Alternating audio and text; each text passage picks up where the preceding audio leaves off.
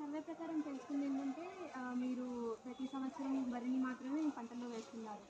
కానీ ఈ పంటల్లో ప్రతి సంవత్సరం వరిని వేయడం వల్ల ఇప్పుడు ఈ సంవత్సరం 10 బస్తాలు వచ్చింది. అదే వచ్చే ఏడాది మళ్ళీ వరే వేస్తే 8 బస్తాలు వచ్చింది. అంటే మీకు నీళ్ళు ఎంతవరకు వస్తున్నాయో దాన్ని కూడా చూసుకొని మీరు పంట అనేది వేయాలి మీ పొలంలో.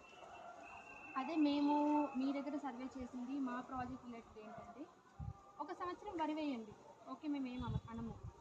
వచ్చే సంవత్సరం మీ దగ్గర ఉన్న ఫెసిలిటీస్ని అంటే సదుపాయాన్ని మొత్తం చూసుకొని గ్రౌండ్ నట్ అంటే పల్లి వేరుశనగ పప్పు అది వేస్తే సాయిల్లో అదే మట్టిలో ఉన్న న్యూట్రియంట్స్ అంటే మన బాడీకి ఎలా మనం ఫుడ్ తింటే ఎనర్జీ ఎలా వచ్చిందో అలా సాయిల్లో ఉన్న న్యూట్రియంట్స్ కూడా ఎక్కువ అవుతాయి అన్నమాట. అప్పుడు మీరు మళ్ళీ వచ్చే సంవత్సరం వరి వేసుకుంటే మళ్ళీ మీకు 10 బస్తాల కన్నా 12 బస్తాలు పండే ఛాన్సెస్ ఎక్కువ ఉంటాయి అన్నమాట.